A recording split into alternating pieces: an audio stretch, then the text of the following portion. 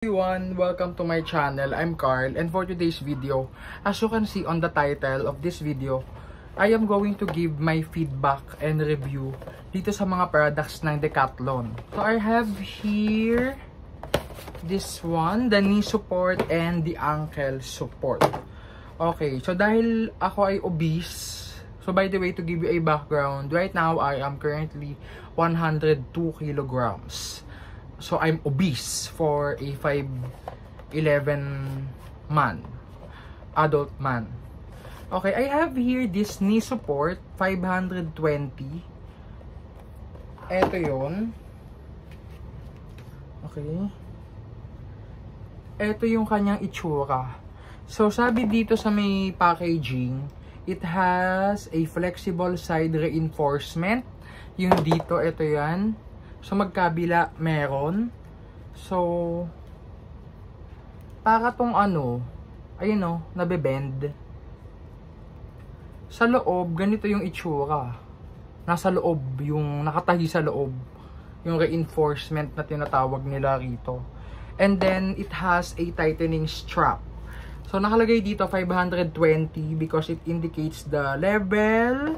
Ano bang level to? So, it has a level eh. I think this one is level 2. Kasi meron pang susunod dito level 3 or level 4. I'm not sure. Mas mahal yun. So, ito lang yung binili ko. As you can see, it has a parang sinturon. Okay, tight. Saktong-sakto sa legs ko to kasi mataba ako, di ba? Mataba yung legs ko. So, I will share to you my thoughts about this.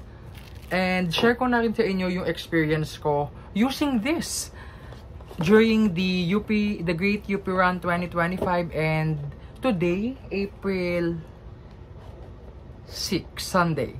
April 6 Sunday. So, ginamit ko ulit tong mga to. I also have here the ankle support 500. Okay, size 4 din. Kasi syempre malaki yung paa ko. Matangkad ako eh. Ito yung kanyang itsura. So, may magkabilang pad sa magkabila. Okay. So, dalawa yung binili kong ganyan. Kasi nung una, isa lang yung binili ko para sa right foot. Kaya lang na-realize ko na baka ayokong sumakit din yung left foot. Kaya bumili na rin ako para sa left. Tapos yung eto naman, isa lang originally yung binili ko para sa right. Kasi para may support ako. Pero na-realize ko noon, tumakbo ako one time sa UP. Sumakit yung kabila, yung walang ganito. So, dapat balance. Sa case ko ha, since I am obese right now, I need to support my lower body para ma-support nito yung aking upper body. Nandito na ako. Ang comfortable nito. Itong knee support, tapos yung ankle support, tapos itong sapatos na to. Ayan, hindi sumasakit yung ano ko, yung aking heel. Kaya nandito na ako sa may University Avenue. Talagang doon ako nagpababa para malakad ko, makawag warm up. Ganyan. Go!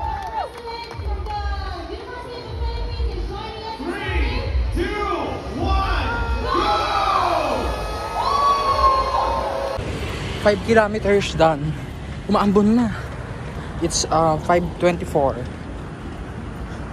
Ayoko na. Charot.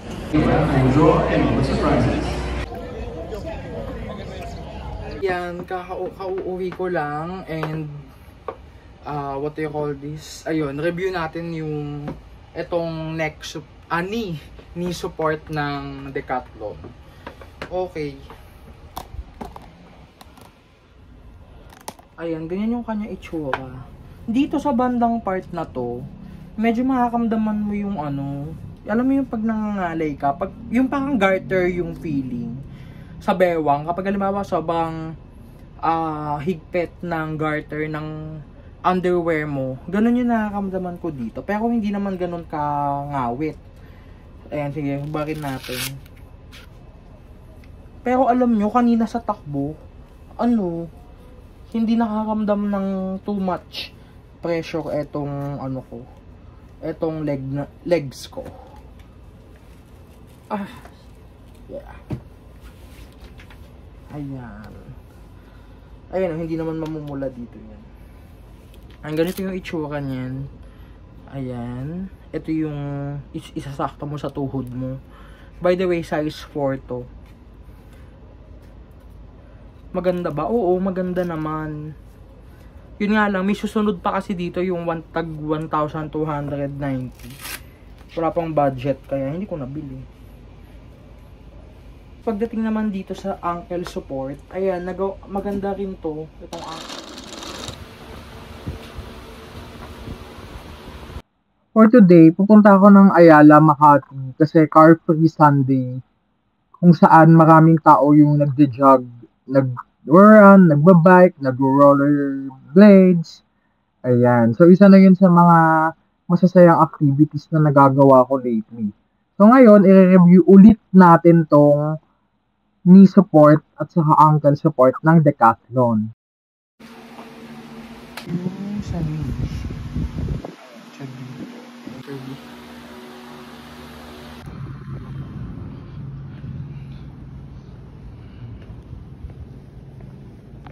Hindi ko nga sa Ayala guys. Ang sakit ng ano ko, ng left ankle ko.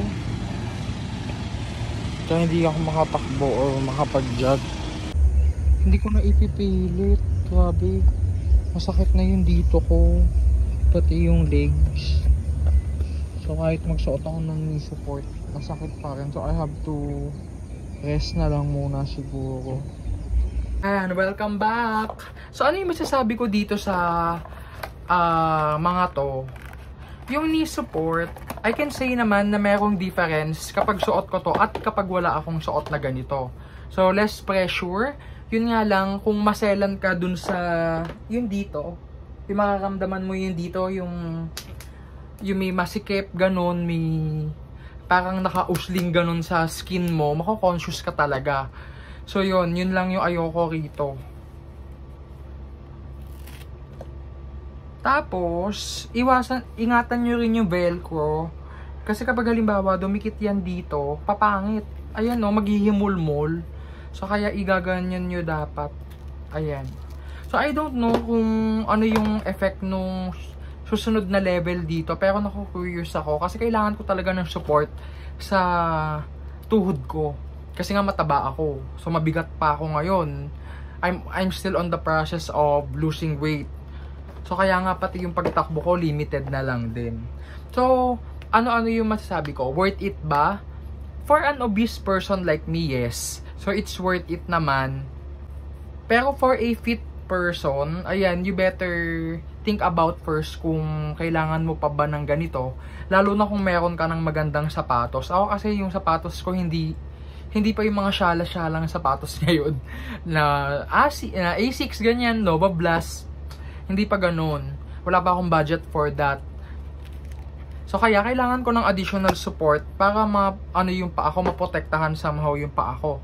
Kasi meron na akong namamaga yung heels, yung dalawang heels ko. So that's why meron din ako ditong lacrosse ball ng Decathlon. So ginagamit ko to pang massage ng ilalim ng aking mga paa. Okay, for the price, mahal. These are expensive. That's why I consider these as investment talaga. Lalo na wala pa akong magandang running shoes. Kaya sa mga ganito, sa mga supports muna ako nakaasa ngayon. So, when it comes to my pace, nung una nako-conscious talaga ako kasi syempre 'di ba ngayon sa social media usong-uso na ngayon yung Strava, ganyan, pinapakita nila yung pace nila na halimbawa 5 minutes per kilometer. Hindi ko talaga kaya 'yun. I mean, nung payat ako, kakayanin ko yun kasi talagang maliksi ako, kumilos, ganyan. Pero ngayon na I'm fat, I really can't. So, hindi ko na pinilit. Kaya nung The Great UP Run, hindi ko na talaga yun pinilit. Like, 2 hours naman yung cut-off time. So, nag-jog ako. Pero hindi ko tinakbo, jog lang. Tapos, yung mga uphill, nilakad ko na lang. 'Di ba? Sabi ko sa sarili ko, bakit ko ipipressure yung sarili ko? Eh, hindi naman talaga kakayanin. 'Di ba? Hindi kakayanin talaga. So, that's why yung mga, kung meron mang obese na makakanood nito, I feel you. So, wag kang masyadong panghihinaan ng loob. Sumasali tayo ng fun run to have fun, 'di ba? To maximize to strengthen ourselves, 'di ba? Basta wag tayong aabutan ng cut-off time. Yun lang naman yun. Baka hindi natin makuha yung medal. Kasi 'di ba yun yung sense of recognition na gusto natin, 'di ba? So anyway, thank you so much guys for watching. So kung meron kayong requests, feel free to comment down below.